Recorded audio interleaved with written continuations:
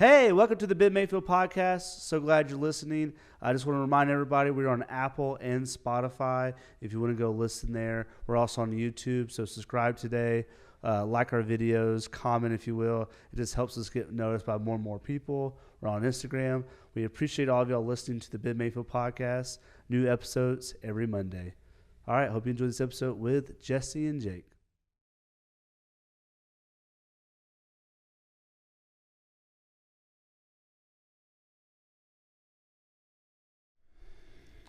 Do it because I like it. I'm not a monkey. I'll clap when I want to clap.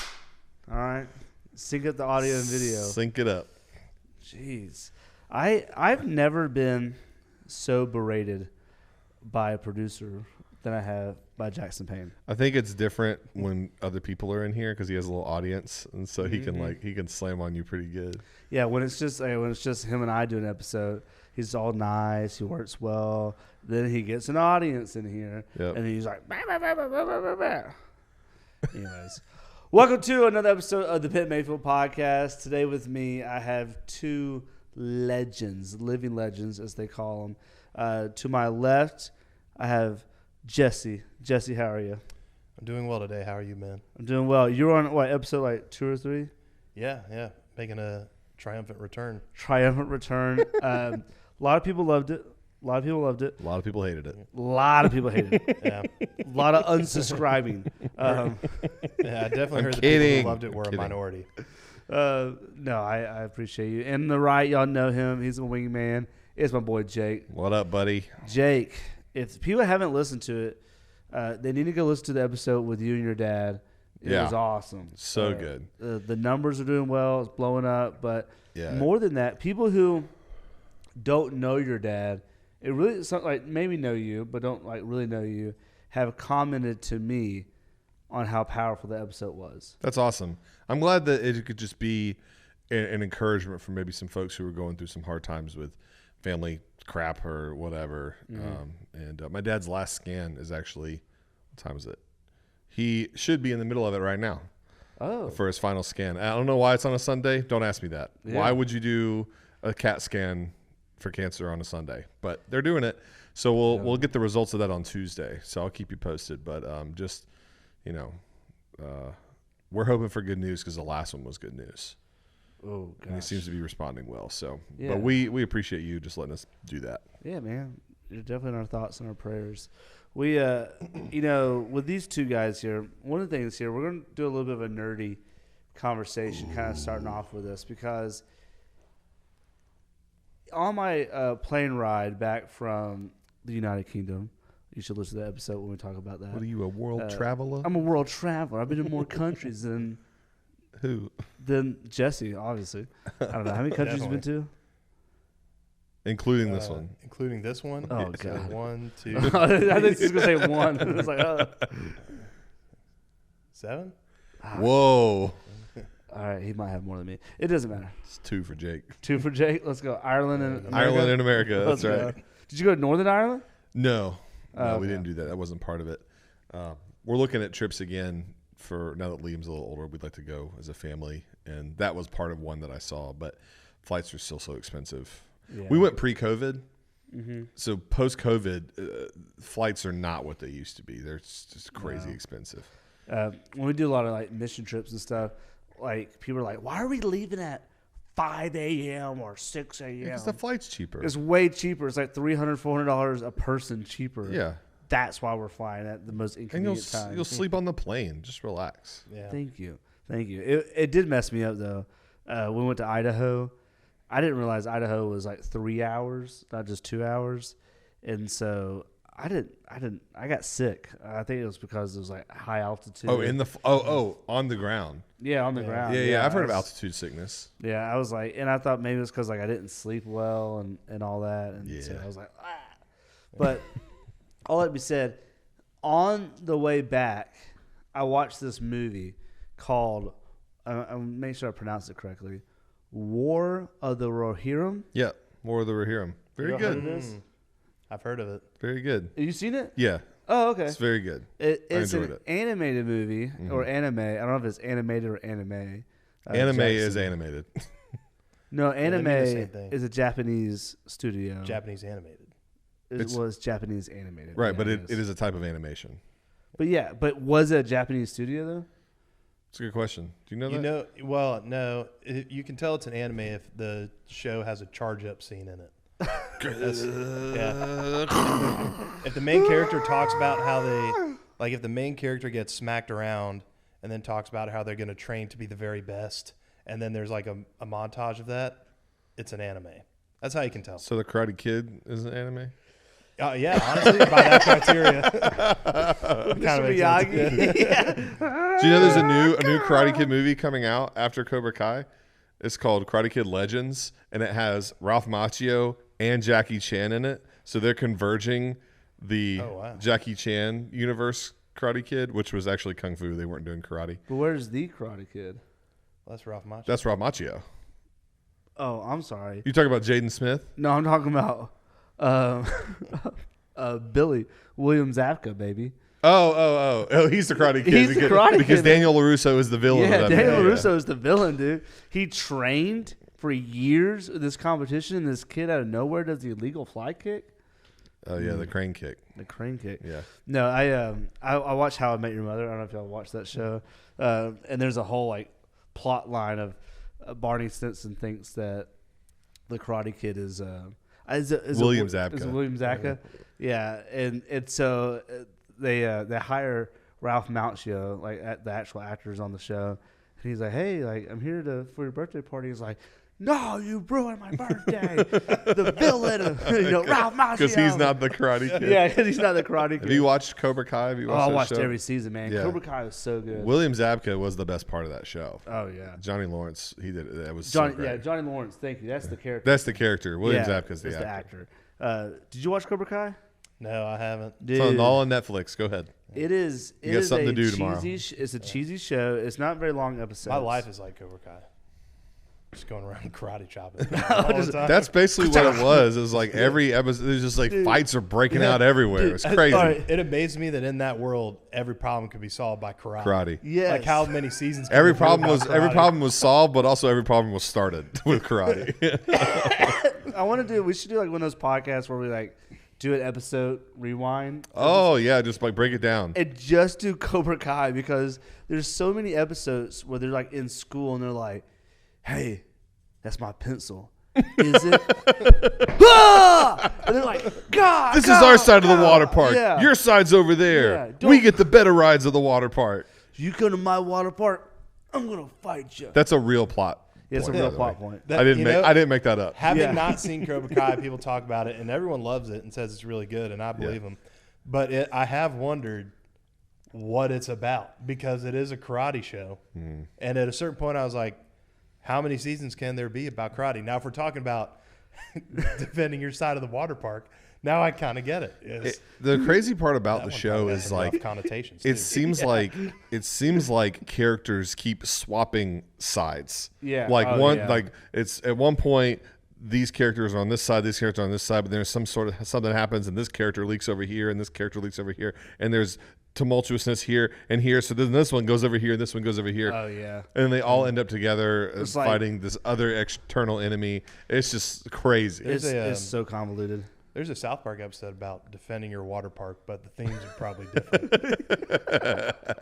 I would say, yeah. I do love some South Park. There was a scene too. They're in this school, and it's just like the school breaks out into like a mass karate fight. Yeah. And like being a former school teacher, it's like the SRO officer would have tased or pepper sprayed somebody so quick. This is California. Or This is tackled. California. It is California. You've never So- seen a school break out into a Massive karate bout. campus-wide karate fight? Well, and they're all like ha, ka. There's no like I don't know. Just grappling. If it was like a real street fight, yeah. No hair pulling and like no one yelled World Star. Like, I've literally, if you type in Logan County High School fight, there's a video of my dad. Well, there's these two girls, and Your they're dad just fighting two girls? No. Oh. Well, he would crush them, but they were fighting, and they're like, ah, and my dad like is like runs in and like separates them and like breaks them off. 'Cause your dad's a vice principal, right? At that time, he was, yeah. And so he like came in, like broke them up, and the girls go carted off. But And I was like, where's the Cobra Kai, man? Like, what dojos were this? This is the Hatfields and McCoy dojos. Wonder what they were fighting over. A boy. Oh, yeah. There's some boy. Something stupid. Well, there's two. Can I tell you like two other like crazy fight stories? Yeah. Dude, Yes. It's your podcast. So, yeah. Do what you want. There was a fight that happened in our school that the two girls who were like freshman, sophomore girls were fighting over a guy.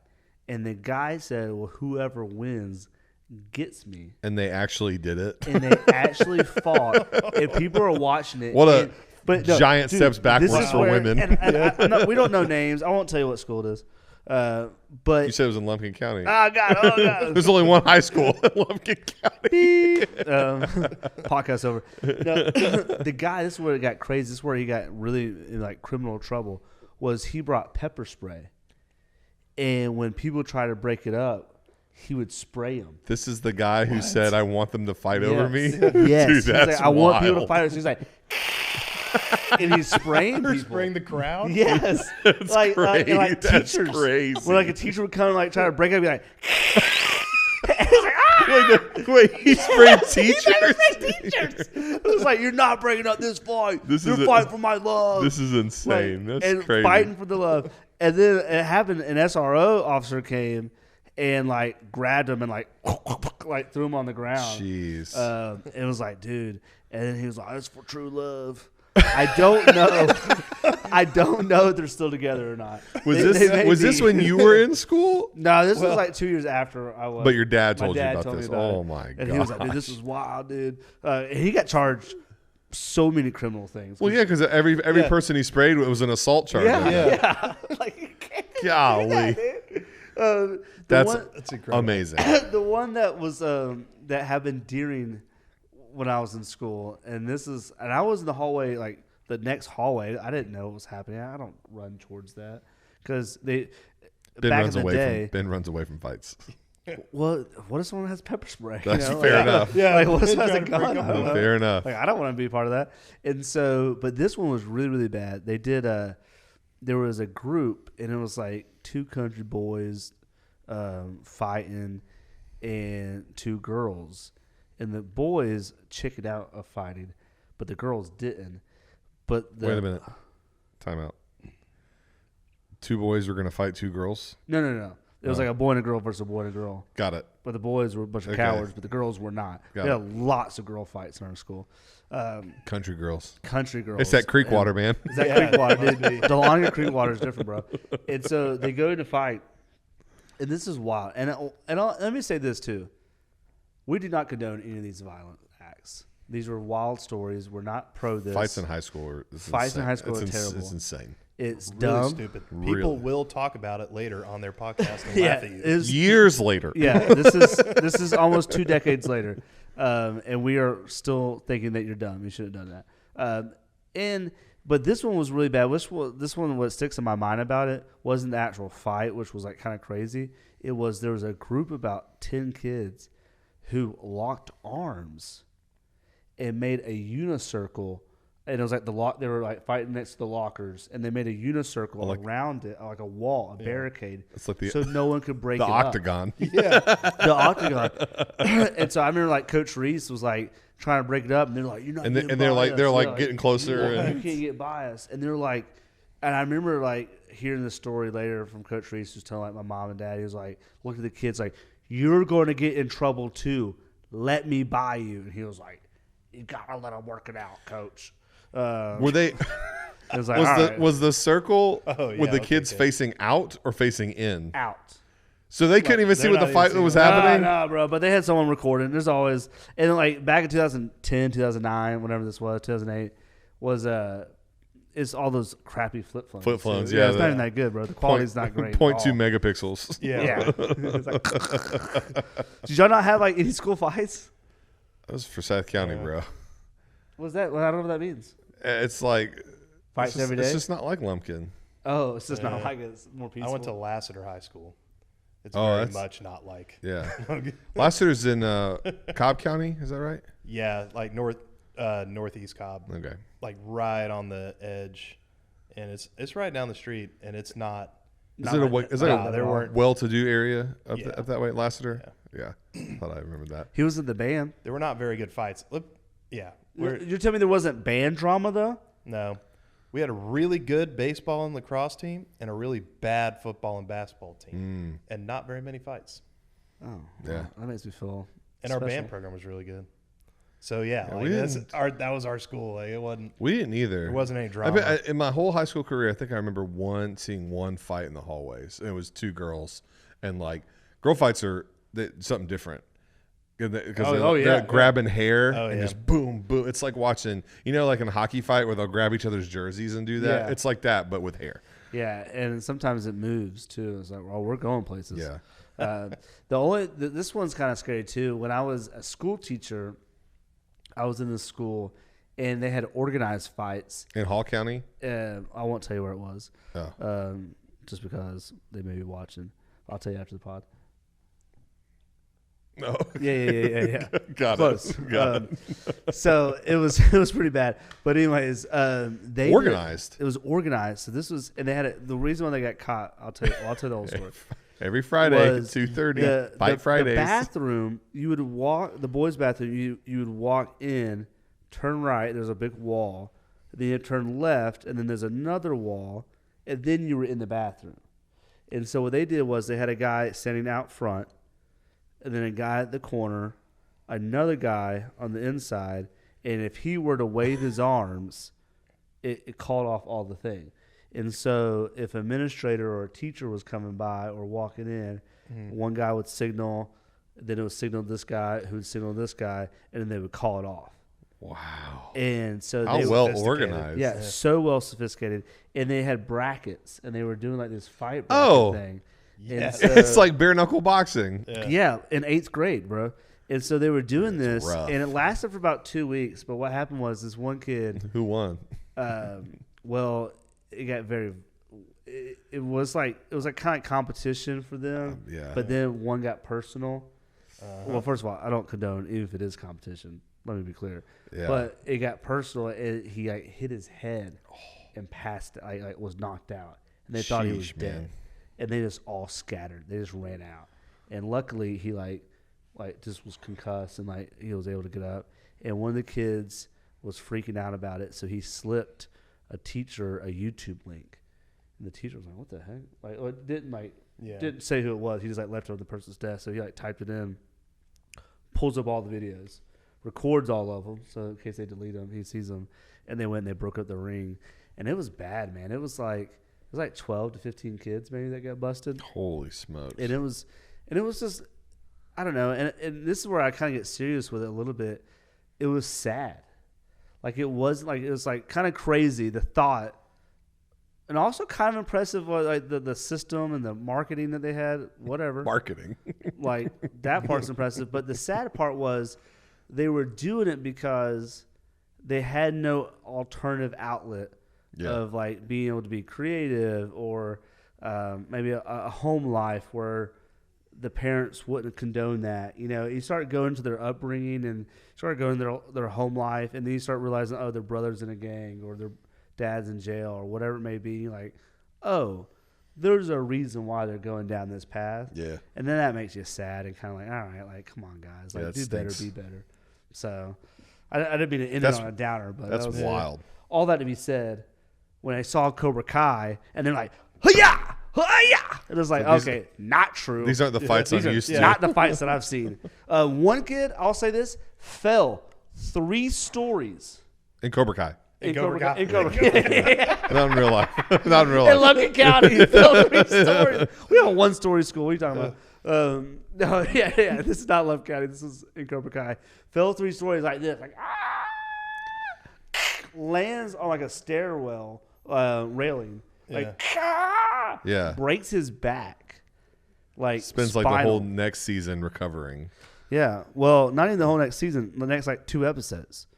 Well, what y'all needed in Lumpkin County and in some of those other places you were was a awesome karate studio next door.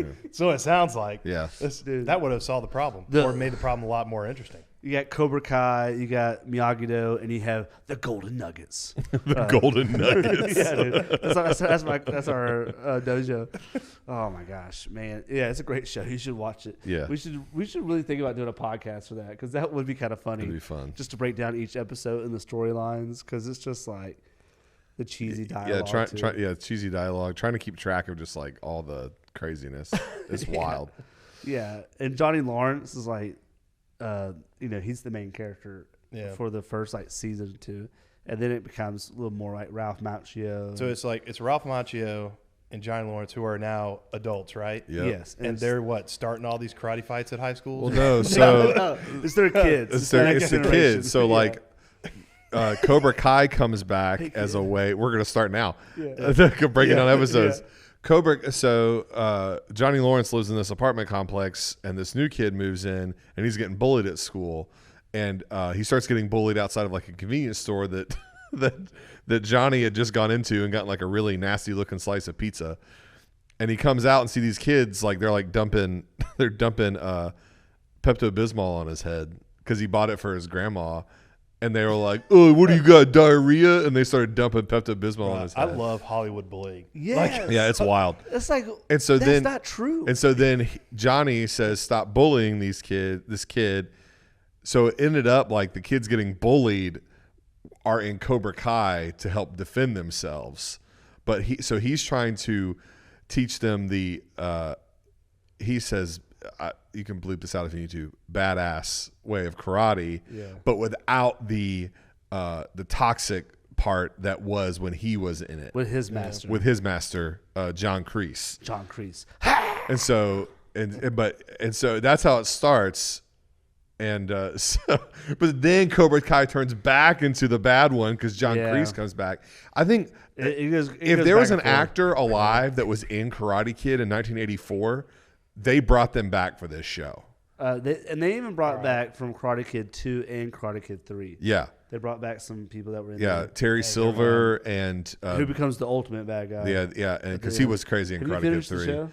I'm like... I haven't watched the last, like, however many they just released. Oh, okay. I haven't watched those yet. You're like 6 episodes left. Yeah, 6 episodes left. From this, the thing that occurs to me the most is how much I want to watch a show... that's based on the Sandlot characters.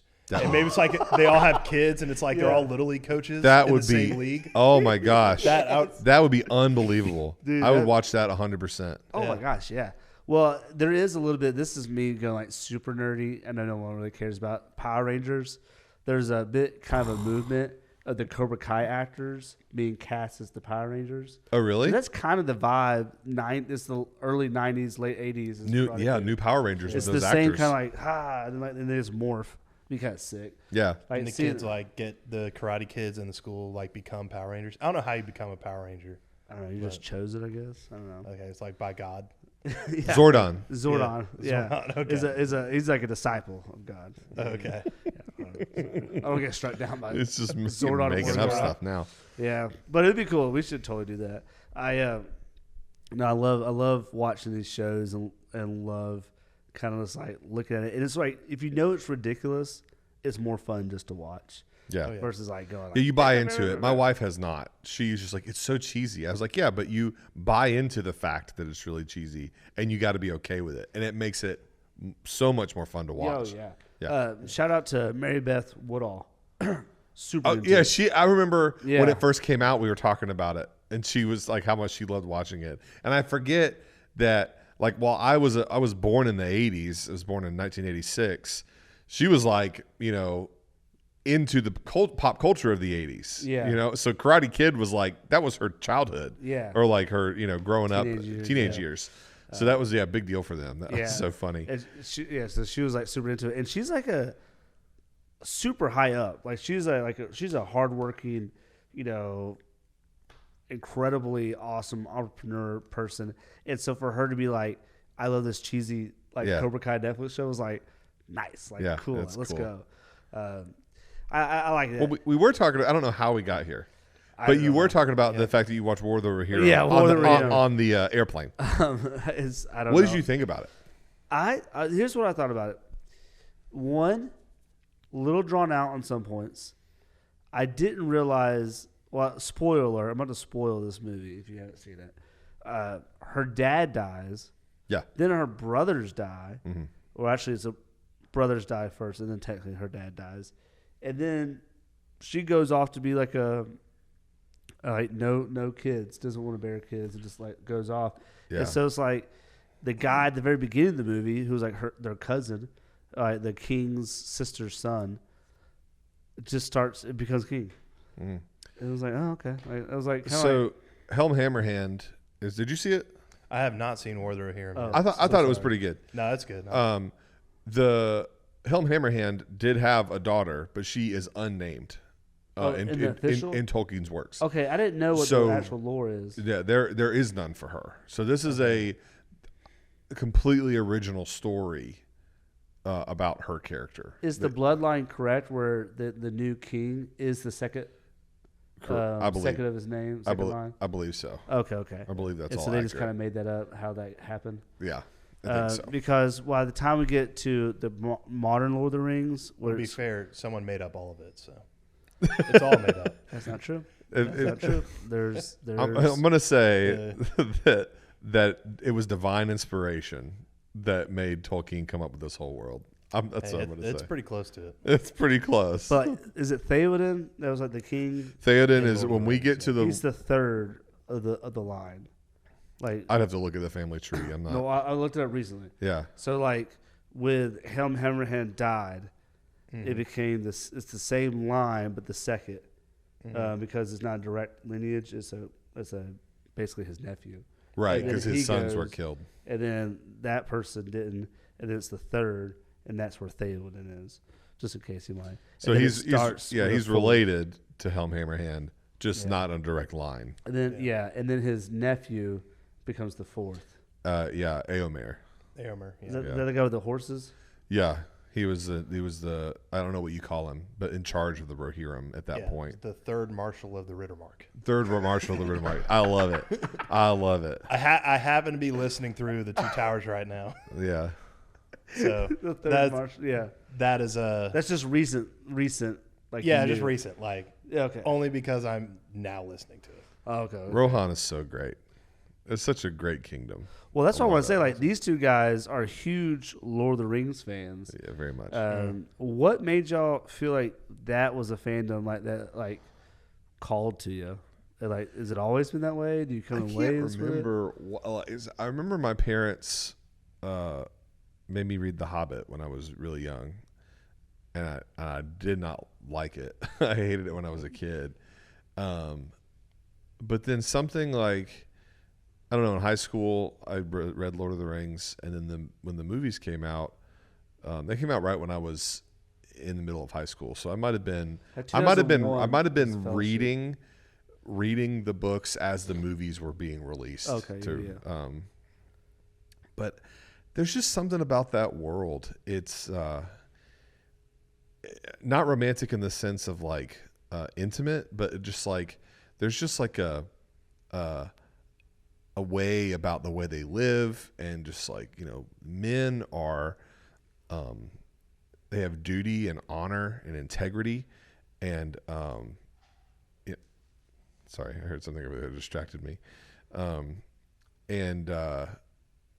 I think I love the stories because they don't have to have any sort of like grotesque sexual things in it, and there's no bad language. They're just really well-written stories that call to the best things in all of us, which is just, you know, family and being loyal and standing up against evil. I think that's why I love it so much. Yeah. I would agree with all that. I got into it through the movies at first. So I watched the movies first. Actually, well, no, I did read The Hobbit when I was young. So The Hobbit intro, watched the movies, tried to read The Lord of the Rings at first, and couldn't get through it. It was just too hard. After having seen the movie, so I know what's happening. There's no I wasn't pushed by the curiosity because I knew kind of what happened. Mm-hmm. And so when I got to the Council of Elrond and they're going on forever, I was like, okay, and just close it up. but have since read it and listened to it. And I do also like the idea that it calls you to something higher, but I like the depth of the story as well. So it's kind of one of those things that it lends itself to a nerdy fandom. So rich. Oh my gosh, it's crazy how much goes on, like how much information there is and backstory just that Tolkien filled in, but also the depth of meaning behind it, because he was a professor and a linguist and all this stuff. And so you can dive into it and keep learning new things about why he wrote things the way he did. Or, a lot of it is people making assumptions like, well, I think he did this for this reason. And there's all that's going on. So there's always something new, it seems, new angle or new thing to learn about his world and what he wrote. But also, not only that, it resonates really well if you are, especially if you are religious. And I think even if you're not religious, because as a believer, I think that everyone, has that sense of being created and, pull towards God. But it's a very faith-driven story. He's a devout Christian. You can see that in his works.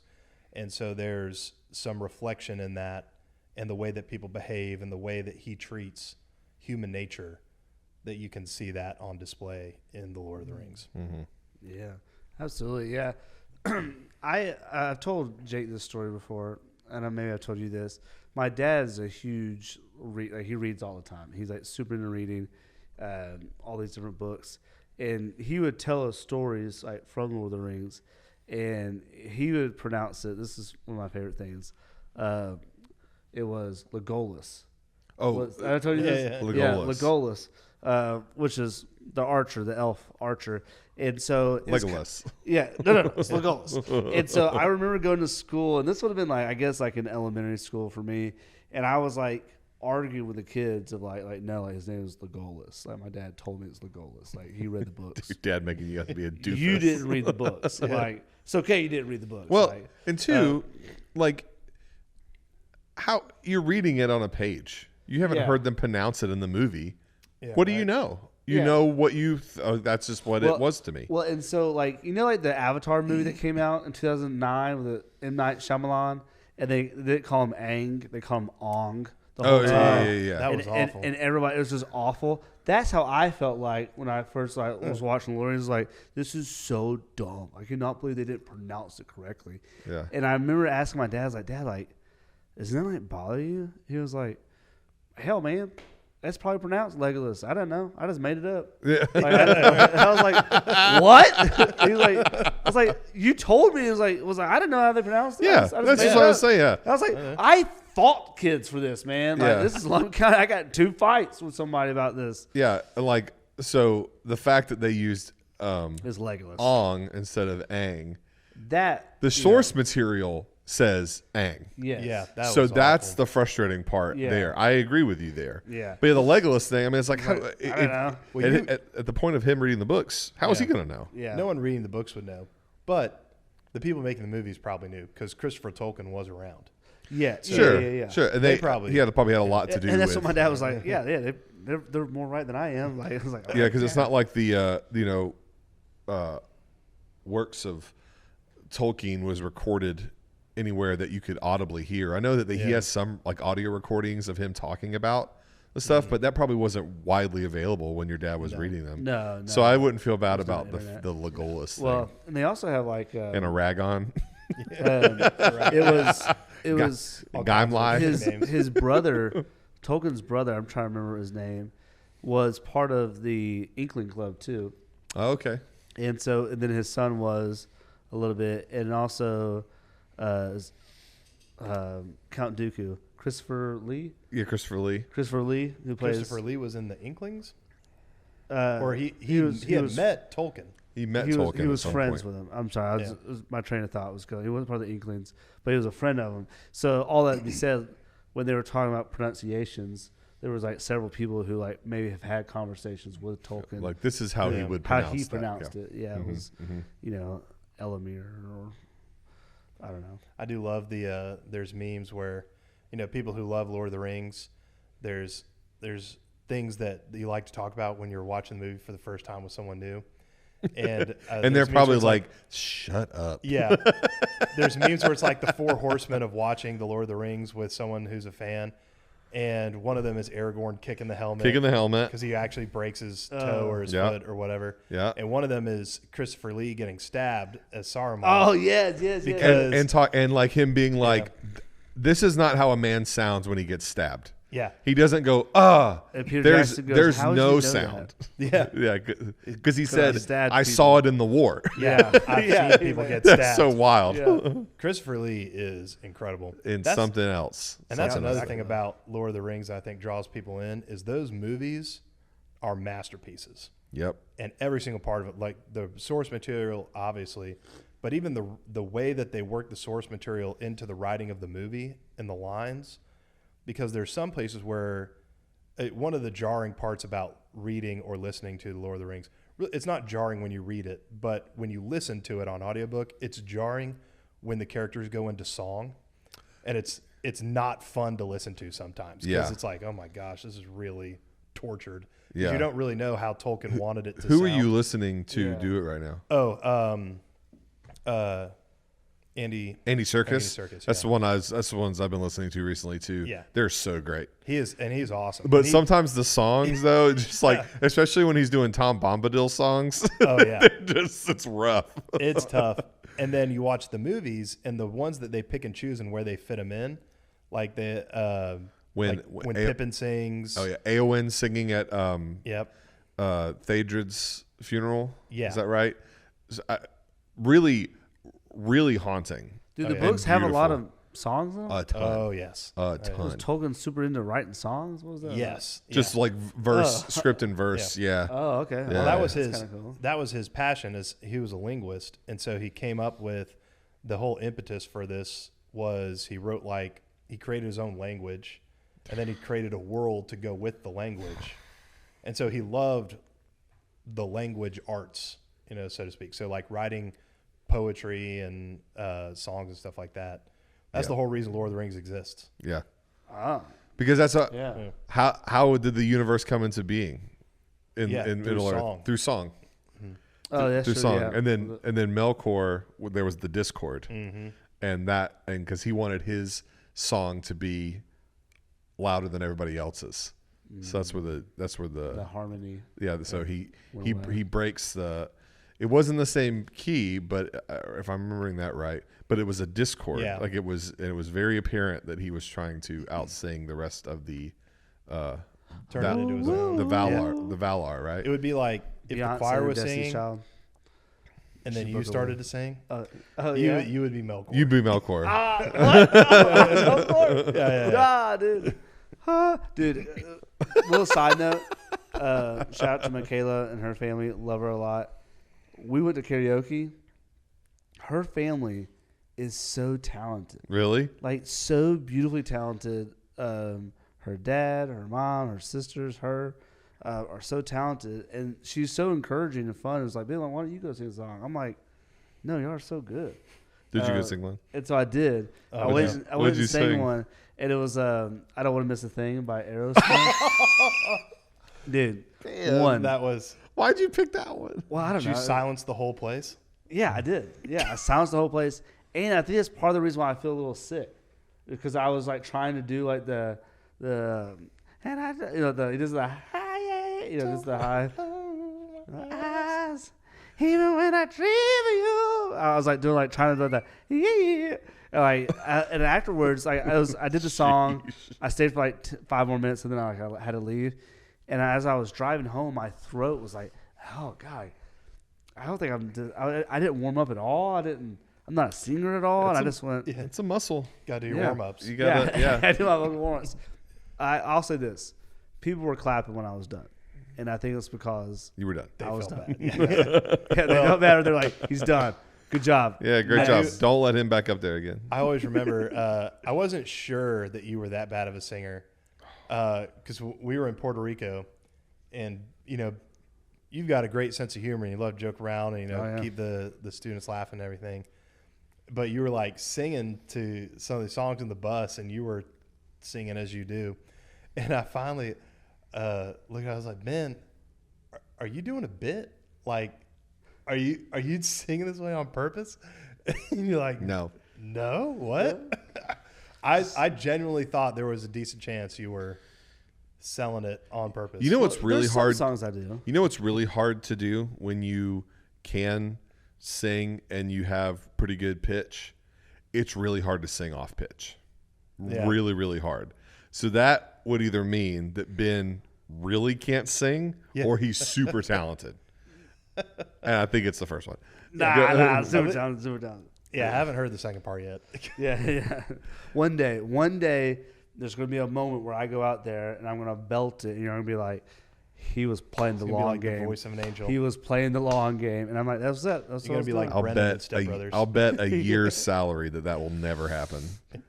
Well, you're probably right. Yeah. I'll tell you. It's funny. You sing better when you're trying to mimic somebody else than when you're actually just like singing yourself. I think you're 100% right, because when I'm like, the karaoke part was my problem. Was like I didn't have anything to sing along with, like as far as like listening to. If you're like in a radio or in a car, I can try to like. Oh, because there's no voice. There's no voice. Yeah, right. Like if there's a voice singing, I can at least try. I will say, y'all ever played like iPhone Idol? No. This is a great game, by the way, and we should Is it play an it on app? the bus on our way. No, it's just. Oh, you just play songs and. You play songs and you put the headphones on. Whoever's turn it is has like headphones. You got noise canceling headphones. Yeah. Perfect.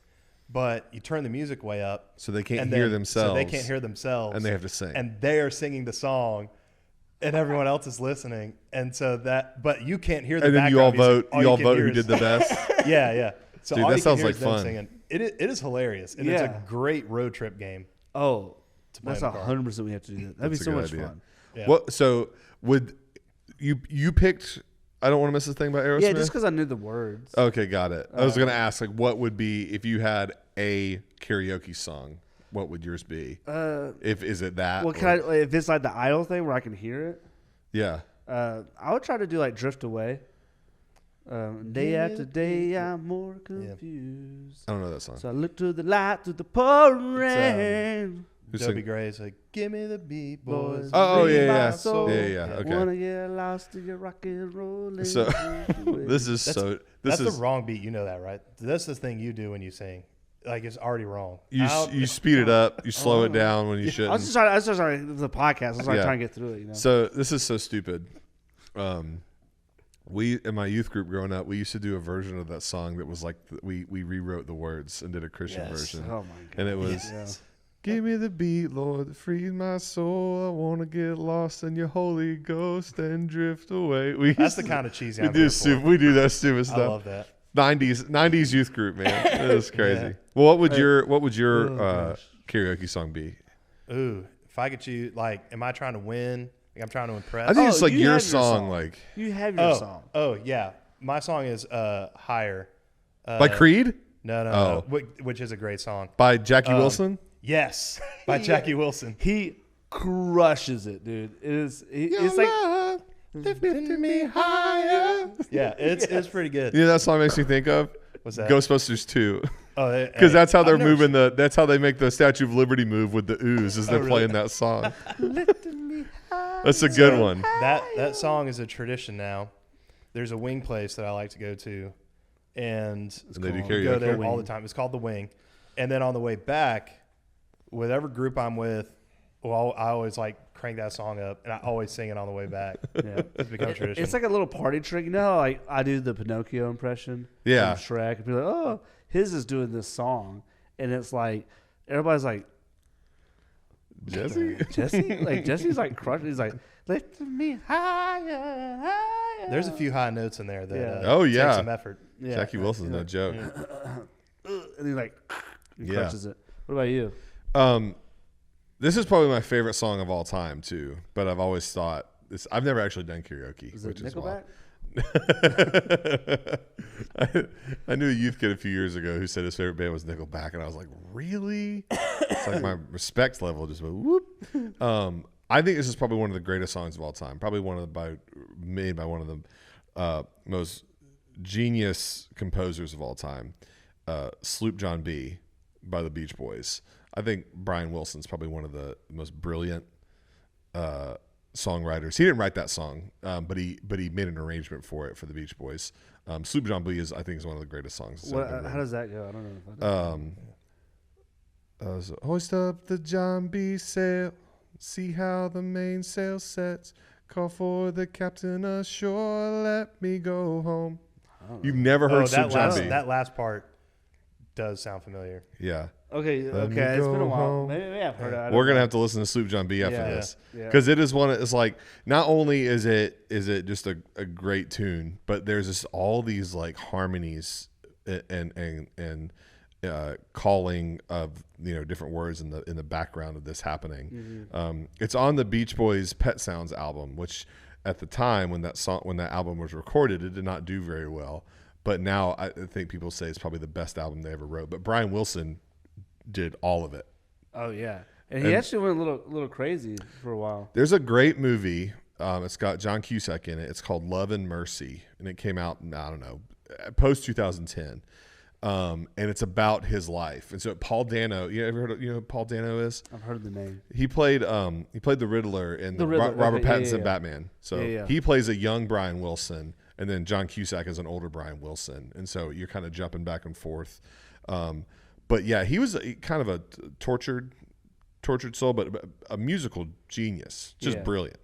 And so the movie is about him kind of in younger, kind of struggling with some mental issues, and the Beach Boys were Brian Wilson, Dennis Wilson, Carl Wilson. So they were brothers, and then they had their cousin. Or no, their cousin was Mike Love, and then a friend of theirs, Al Jardine. So that was the Beach Boys.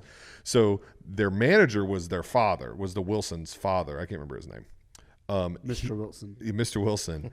He sold the rights to the Beach Boys music at the height of their popularity for like $750,000, which is not a lot. Not a lot. For how popular the Beach Boys were. Yeah. So like, and he's, without telling them to, he sold the rights to the music. So he was kind of a jerk. And then Brian Wilson, as he got older, and I think he may have been schizophrenic. Yeah, something like that. And his brothers died too. Yeah. So Dennis, the youngest one who played drums, he died in a boat accident. I think he got drunk and drowned. And then the middle brother, Carl, he passed away from something, maybe a heart attack or something to do with that. Something young. But he got involved with this doctor, Brian Wilson did, who basically became his what do you call it when you have medical? It's the same that Britney Spears had. Oh my gosh, I can't think of it now. The court takes over. Conservatorship. Yeah. And this guy was keeping Brian medicated and constantly making him record music, and then the doctor, I can't remember, Eugene something, was getting the money for all the music that Brian was making. So he was constantly keeping him medicated. Brian wasn't making his own decisions. And then he met this girl who figured out what was going on and helped him get away from him. But it's in the movie. It's called Love and Mercy. I think it's on Prime right now. Really great movie. But I think Beach Boys are probably some of the greatest, some of the greatest musicians that have existed. Well, we're hosting a karaoke night, and you're gonna do that song. Oh man, I do love that song. Yeah, you'll do yours. And it's weird. I'll do my last. I do love to lead worship. Karaoke makes me super nervous. Oh yeah, I mean, especially when it's songs that people. Well, I had a friend once. Her name was Catherine Warren. Shout out to old Catherine. She was kind of like Jessie, Ben, you're not a good singer. And would tell me, it's no, all right, sorry, I can't hold back. You're not a good singer. We'd all be singing in a car, and some Backstreet Boys song. I don't know what it was, One Direction, and she would stop and be like, "Hey Ben, yeah, you're still not good," and would turn it back up. That's so mean. Yeah, it was so mean. And then one day we were listening to a worship song, and we were singing, and she turned it down. She said, "Ben, I'm not going to stop you praising the Lord, So keep doing what you're doing. And turned it back up. And at some point, I felt like she was hoping everybody would be like, Captain, that's so sweet. It's so sweet. But you know how backhanded it is? It's like, I want you to know that you're so terrible at singing. But since it's for God, You're doing the best you can, bud. Yes, we'll allow it. Yeah. And I was like, geez, Catherine, like I'm just trying to sing. Like, I'm sorry. Sorry. And she's like a course teacher now. So I mean she's like super into it. Yeah. She was nice, but it was just like, all right. I would never know, stop you from singing. Not talented. I get it. I was kicked out of the I might choir. fall somewhere in between. I might stop you occasionally. Yeah. Oh. Well, if I outsing the music. You were kicked out of the choir? Yeah, dude. This is in high school? I don't know if I told you this story or not. In high school, we had like this varsity singers. Oh, and they needed guy singers, right? And or the choir teacher was a 4-H person. And so he like super 4-H, and I was super 4-H. Didn't he recruit you without ever hearing you sing? Yes. Yes. I do remember this guy. It was an audition only class. It's the varsity singers. It was like the chamber choir, the elite, like whatever, top tier. And he was like, you're in 4-H. We talked 30 minutes about 4-H. He's like, dude, you have to do varsity singers. And I had a couple of buddies, you know, Will and Caleb, and I was like, yeah, I'll do it. That sounds great. He's like, you'll sing fine. It'll be fine. I was like, all right, great. He had no clue. Signs me up. First day of choir. Right. He's like, all right, everybody, you know, books. I'm like, I've never been in choir before. I'm like, look at the books. Like, what are you talking about? He's like, he said something like in Greek or something. What's the Latin? You sing in Latin? I mean, yeah, people do. Or something. It wasn't a language that I knew. I'll say that. My wife was in choir most of her high school and college, and they apparently choirs do a lot of different languages. It's not just English, German, Latin. Some language, yeah. It was like Italian. There's a lot of Italian. I don't know how to sing this. And I'm like, what the heck? And I can't read music. I can't read music. I don't know what I'm in the bass. I can't section. either, by the way. I'm just like, oh, well, that makes me feel better because I was like, I don't know what I'm doing. And then he's like, choir. All right, sopranos. Okay. Altos. Okay. Tenors. Bass. Bass. Okay. He's narrowing bass, it down. Come up. Like made us stand in front of everybody. It's like you two stop.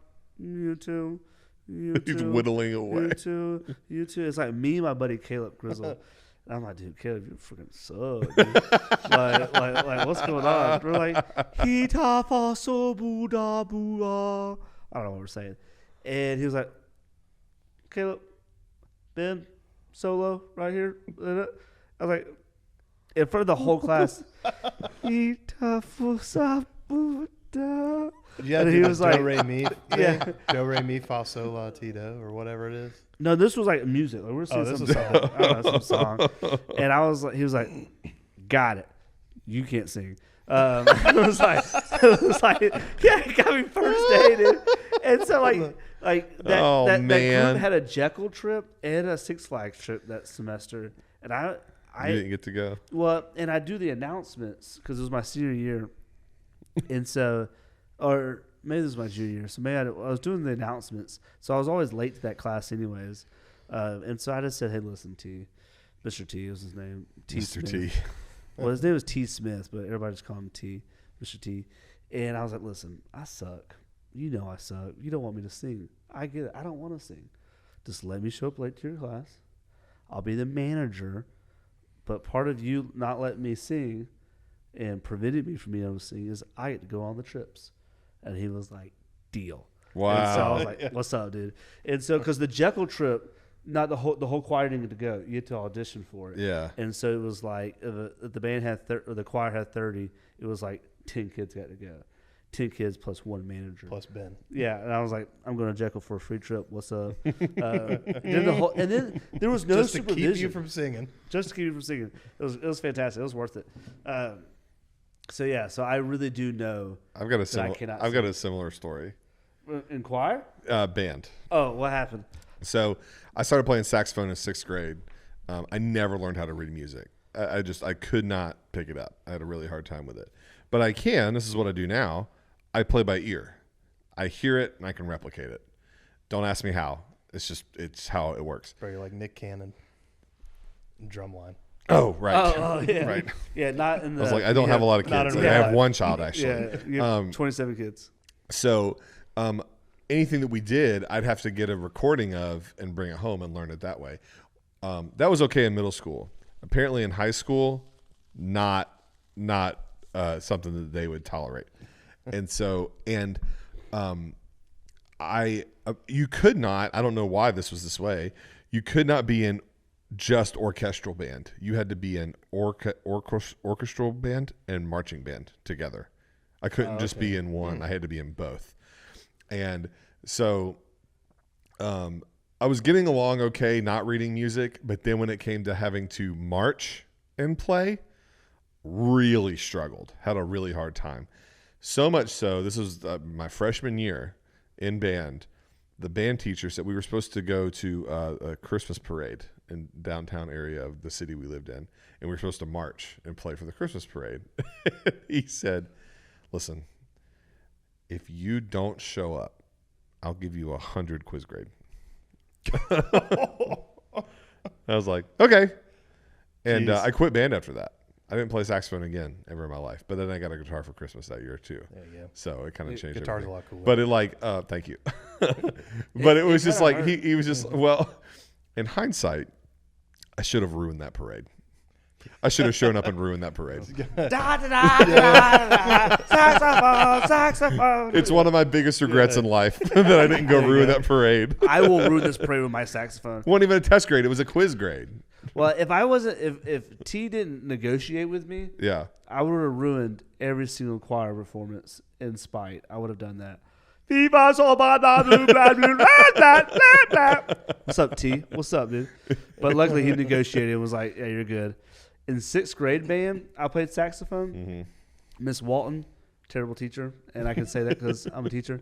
I had it bad. My middle school band teacher was awful too. Yeah. Oh, she was the worst, man.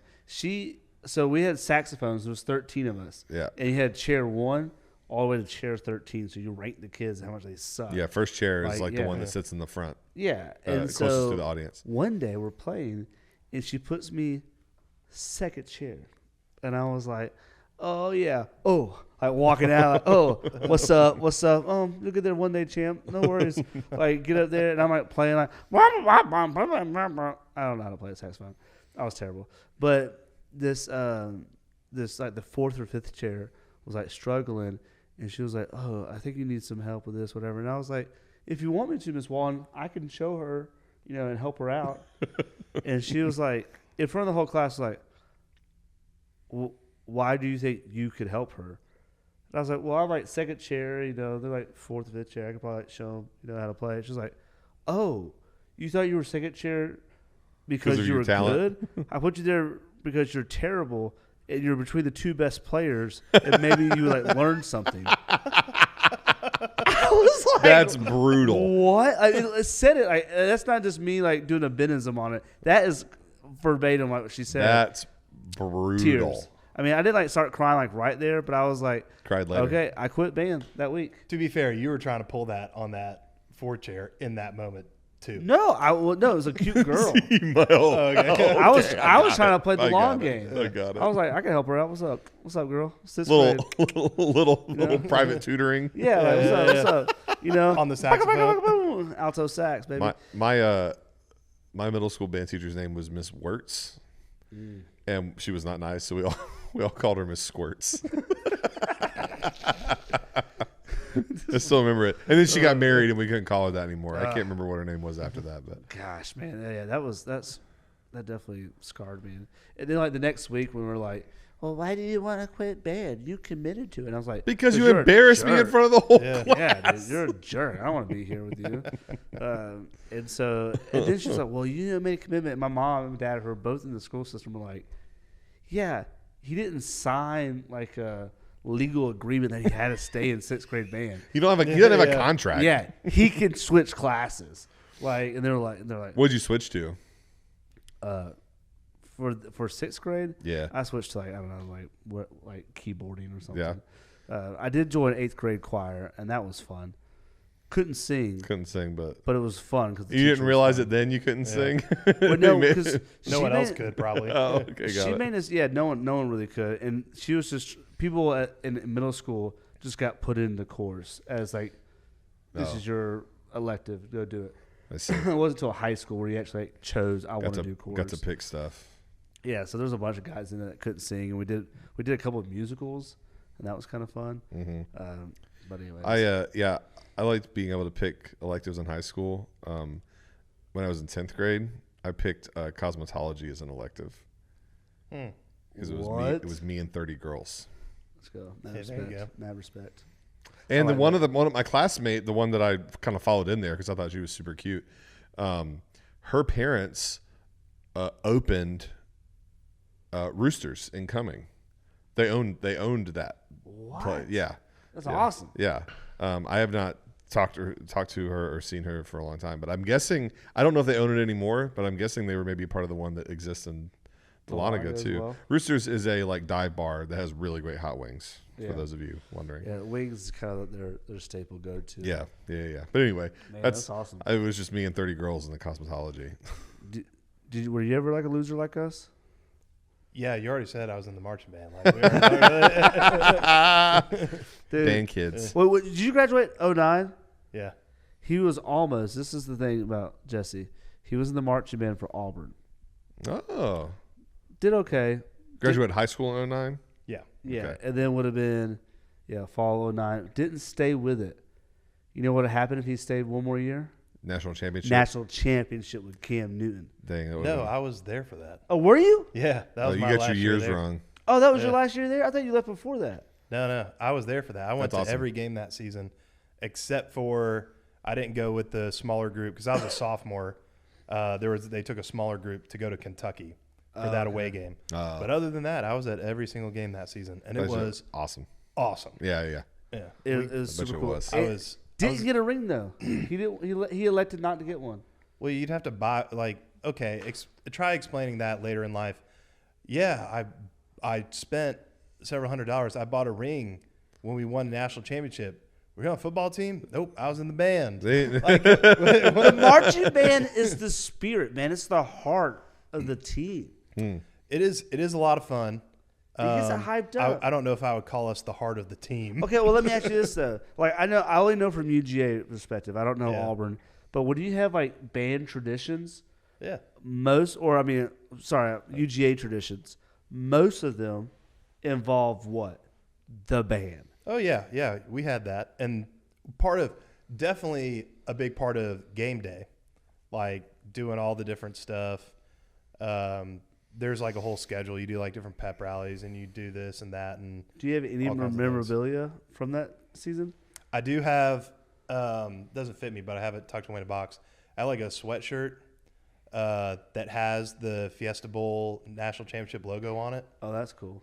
So maybe one day, I'll be able to fit back into it. Oh, we got But you. Come on. that I have. I don't think I have anything else really. I mean, they gave the band kids when we got to our hotel like a little swag bag. Oh, okay. It's not like we had that. We had that sweatshirt that had the thing.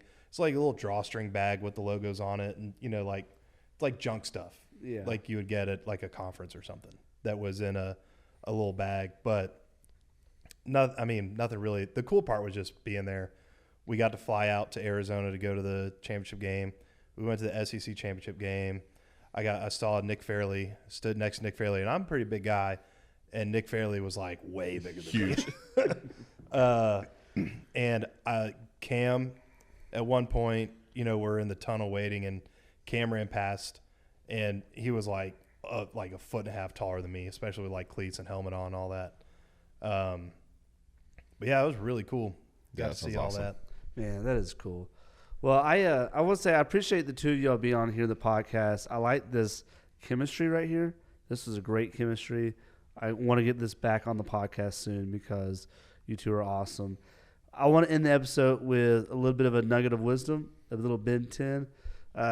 What is just something, to kind of something maybe you learned this week or this season of life, something you want to pass on. It could be humorous. It could be something serious. It could be Cobra Kai related. It could be Lord of the Rings related. Yeah, I got one. Yeah, I heard this morning from my pastor. It was a C.S. Lewis quote that I really loved. It said, if everything Christianity stands for is wrong, it's inconsequential. But if everything it stands for is right, it's of the utmost importance. The only thing it can't be is of moderate importance. I thought that was really great. Yeah. C.S. Lewis quote. It's either not real and it's of no importance, or if it is true, it's of the utmost importance. The only thing it isn't is of moderate importance. It's like, do not be hot or cold. Right. That's exactly or right. Or be hot or cold. Don't be lukewarm. Yeah. C.S. Lewis is awesome. Yeah. Who was friends with? He was in the Inklings, right? The Inklings with Tolkien. Yeah, that's exactly right. I love C.S. Lewis. Dude, that would be sick. He spent most of his life as an agnostic. Oh, you know what would be nice or like cool if we could do this? I don't know if we had the budget for it, but you get like a round table with a bunch of like cameras. We can record it. The three of us with C.S. Lewis and Tolkien. Dude, that'd be crazy. I don't know if they're available, that'd be but if crazy. they were, well, now you can do like the AI. What do they call them? Well, AI, I'm sure would be part of the programming, but oh my goodness, they have the people perform, but like they're dead, and they have the. Did they get like samples of their voice and they can? Yeah, they can they retool project, it. Yeah, like project hologram. Yeah. Yeah, I'm like, oh, we're hanging out with C.S. Lewis. Like, if we like Star Wars more, you would remember the word hologram. You're but right. we're like we like Lord of the Rings, so we're more practical. Yeah, I'm a Star Wars. No, that would be a fun round table. Yeah, that'd be great. And that would be like a 5-10 hour episode. You got anything for us, Jesse? I don't know. I don't know if this is like super wisdom, but this is something that I was thinking about this morning as Tom was preaching. And I'd had a conversation the day before, not about Tom or our church, but just about a person who's kind of like thinking about different churches. And, you know, it was like, oh, well, I like this, don't like this. And as Tom was preaching, I was thinking about, you know, when people are critical of like sermons, especially. And it was just kind of like running through my mind. You know, sometimes you like have fake conversations in your mind. And it's like, okay, well, I know that there are people that could be critical of this or critical of that or whatever. And everything, but literally, if you're listening and you're hearing the gospel and someone's preaching from the gospel and they're talking about love and peace and grace and that kind of stuff, but you find little things to nitpick, especially to the point of wanting to leave a church or like say that you don't want to sit there and listen to it.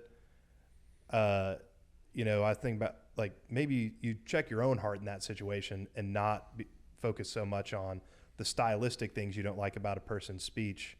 If you can obviously see like, oh, I'm hearing the gospel. Mm-hmm. Yeah. And so I was kind of thinking about that this morning in terms of, you know, especially being committed to a church, because you're always, you know, no one's going to love every preacher that they have, and every preacher is not going to preach, you know, every Sunday's not a banger, right? This music thing, everyone's not a hit. That's true. Right. So, you know, it's as long as you're hearing the gospel, you know, that's what you come to hear. That's what edifies you. It's not that, you know, you get this incredible public speaking workshop every time you go to church. Yeah, in like our area, it's not like always tugging at your heartstrings every time. Like you have to prostrate yourself in a place of being willing to receive. Yeah. And not so much like getting like I need the speaker to be really engaging and like you know making me have an emotional response to what he's saying. It's like I think the gospel itself is enough to incur an emotional response and just understanding what it is and what it offers. Like you hear Jesus, like I mean, like he's like good content, but like you know, this wasn't a good speaker. It's like what? He's got a funny voice. Can you take the gospel and like make it more interesting? Yeah, you make it more entertaining, please. I need some more pyrotechnics. I need some more fog, some more haze. Well, that was one of the things. Lecrae has a song, and it's one of the lines in it is like, "Church is a Broadway production to stay relevant," and he's talking about like how we just put on these bigger shows so the church, the physical church, there can stay relevant into people's minds and hearts. And when I was in the UK, and we can explore this more so in a different episode, but when I was in the UK, in Scotland and London and, you know, England, Wales, Ireland, their churches there are centuries old. And they're beautiful. Even 1,000 years It's old. unbelievable.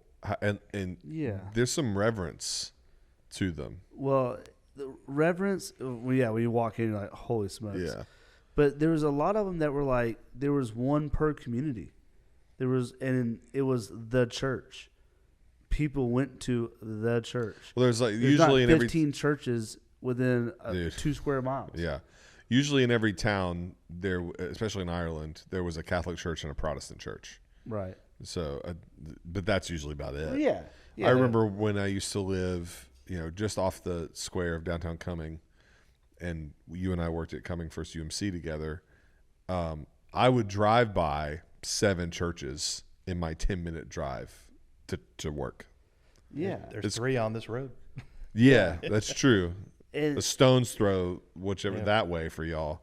it just I guess that kind of, and we can, I would enjoy breaking it down more so with y'all. I know we're trying to wrap it up, but it just kind of hit me in a weird spiritual way when I was over there going like, man, I kind of enjoy that. I would like that to be like, there's the church, you know, people of all sorts of backgrounds come to it. Maybe different theological minds can come to it, but it's not like a competition of who has the best whatever, because that's not what church is supposed to be about. And I know I fall guilty of that too. I'm not trying to cast stones against those. I do it too, but it was just a really good eye opener. So, anyways, fellas, appreciate y'all being on the podcast. Yeah, man. It's been a pleasure. It's been the best. Thank y'all for listening to the Ben Mayfield podcast. Until next time, peace.